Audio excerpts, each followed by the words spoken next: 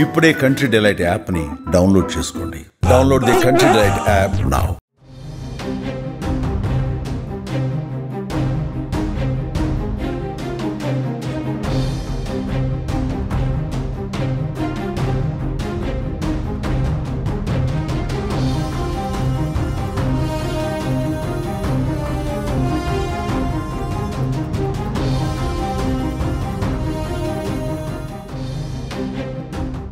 గణేష్ నిమజ్జనం వేళ భారీ బాంబు పేలులకు ఉగ్రవాదులు కుట్ర పన్నారనే వార్త ఒక్కసారిగా ఉలిక్కిపడేలా చేస్తోంది.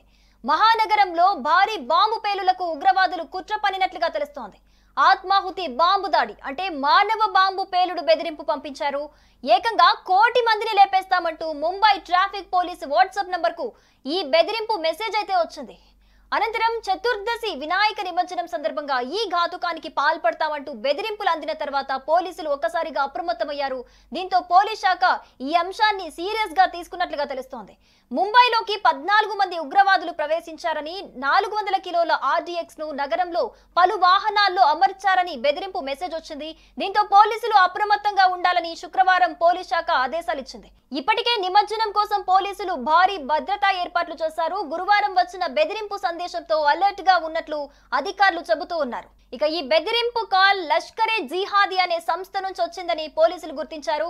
ఈ బెదిరింపులు ముఖ్యంగా అనంత చతుర్దశి నాడు రావటం ఆందోళన కలిగించింది. 34 కాళ్లలో మానవ బాంబులు పేలితే 1 కోటి మందికి పైగా చనిపోతారని బెదిరింపు మెసేజ్ ఉంది.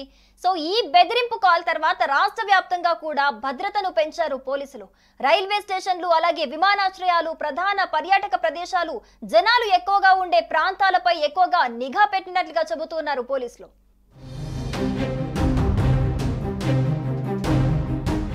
బెదిరింపుపై క్రైమ్ బ్రాంచ్ దర్యాప్తు ప్రారంభించింది. ఉగ్రవాద నిరోధక దళం, ఇతర సంస్థలకు కూడా సమాచారం అందించినట్లుగా అధికారులు చెబుతున్నారు.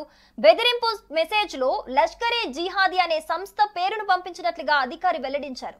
శనివారం ముంబైలో భారీగా నిమజ్జనాలున్నాయి. దీంతో లక్షలాది మంది ప్రజలు తరలి రానున్నారు. ఈ నిమజ్జనానికి ముందు జాగ్రత్తగా పోలీసులు విస్తృత తనిఖీలైతే చేపట్టారు. కట్టుదిట్టమైన భద్రతా ఏర్పాట్లు చేశారు. ఇప్పటికే నిమజ్జనానికి సంబంధించిన ఏర్పాట్లు జరుగుతున్నాయి. సో ఈ ఏర్పాట్లపై ఇంకా అప్రమత్తమై అక్కడ కట్టుదిట్టమైన చర్యలు తీసుకున్నట్లుగా పోలీసులు చెబుతున్నారు. ఇక ముంబై వాసులు పుకార్లను నమ్మొద్దని, ఏదైనా అనుమానాస్పద కార్యకలాపాలు ఉంటే వెంటనే మాకు తెలియజేయాలని కూడా పోలీసులు కోరుతున్నారు. ప్రస్తుతం అన్ని ప్రాంతాల్లో కూంబింగ్ నిర్వహిస్తున్నారు. ముంబైకి భారీ స్థాయిలో బాంబు దాడుల బెదిరింపు రావటం ఇదేం మొదటిసారి అయితే కాదు. గతంలో కూడా పోలీస్ కంట్రోల్ రూమ్ కు కాల్స్ ద్వారా, పోలీస్ నంబర్ కు కొన్ని మెసేజెస్ ద్వారా ఇలాంటి బెదిరింపులు చాలా సార్లు వచ్చాయి. అయితే ఈసారి బెదిరింపు చాలా తీవ్రమైందిగా భావిస్తున్నారు పోలీసులు. ఎందుకంటే లక్షలాది మందిని లక్ష్యంగా చేసుకుంటారని దుండగులు పంపిన మెసేజ్ లో హెచ్చరించడం జరిగింది. సో 2 వారాల క్రితం వర్లీలోని 4 సీజన్స్ హోటల్లో పేలుడు జరుగుతుందని హెచ్చరిక వచ్చింది. ఆగస్టు 14న పోలీసులకు ఫోన్ చేసి రైల్లో పేలుడు జరుగుతుందని చెప్పారు. ఇలా చెప్పిన తర్వాత కాల్ చేసిన వ్యక్తి కాల్ ను డిస్కనెక్ట్ చేశాడు. సో సమయం, ప్లేస్ అయితే అంటే టైము, ప్లేస్ అయితే ఏదైతే చెప్పలేదు. అయితే పోలీసులు తీవ్రంగా దానికి సంబంధించి దర్యాప్తు చేపట్టారు. అయితే అక్కడ అనుమానాస్పదంగా ఏదైతే కనిపించలేదు. దీంతో పోలీసులు ఒక్కసారిగా ఊపిరి పీల్చుకున్నారు.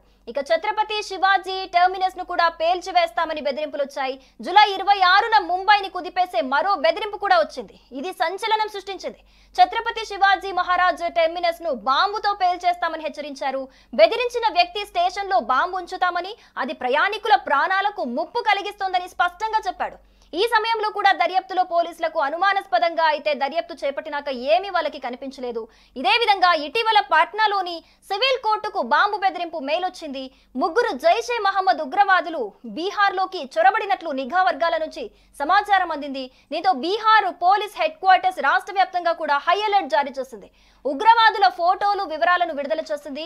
వీరు నేపాల్ మీదుగా బీహార్ చేరుకున్నట్లుగా సీనియర్ అధికారులు అయితే వెల్లడించారు. సో ఇప్పటి వరకు ఇలా చాలా చోట్ల బాంబు పెట్టినట్లుగా బెదిరింపు కాల్స్ వచ్చినప్పటికీ బాంబ్ స్క్వాడ్ తోని తనిఖీ చేసినా కూడా అక్కడ ఎలాంటి బాంబు ఆనవాలు కనిపించకపోయేసరికల్లా పోలీసులు అయితే ఊపిరి పీల్చుకున్నారు. కానీ ఇప్పుడు వచ్చిన మెసేజ్ ని అయితే పోలీసులు సీరియస్ గా తీసుకుంటున్నారు. ఎందుకంటే ఇది ఆల్రెడీ రేపు నిమజ్జనం జరిగే సిచ్యువేషన్ కాబట్టి చాలా మంది, లక్షలాది మంది నిమజ్జనం చూడడానికి తరలి వస్తూ ఉంటారు.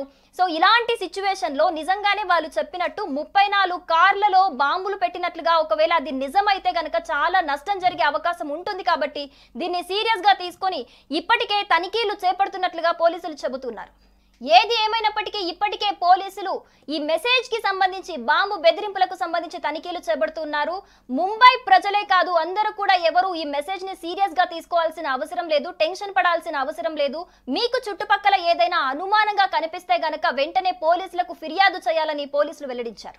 సుమన్ టీవీలో మీ పర్సనల్ అండ్ బిజినెస్ ప్రమోషన్స్ కోసం కింది నెంబర్ కి కాంటాక్ట్ చేయండి. డ్రగ్స్, గంజాయి లాంటి చెడు వ్యసనాలకు దూరంగా ఉండండి. తాత్కాలిక ఆనందం కోసం జీవితాలని నాశనం చేసుకోవద్దు. డ్రగ్స్ విక్రయాలు, దందాలు నిర్వహిస్తే 180059996969 టోల్ ఫ్రీ నంబర్ కి కాల్ చేయండి. డ్రగ్స్, గంజాయిని నిర్మూలిద్దాం, భవిష్యత్తును కాపాడదాం.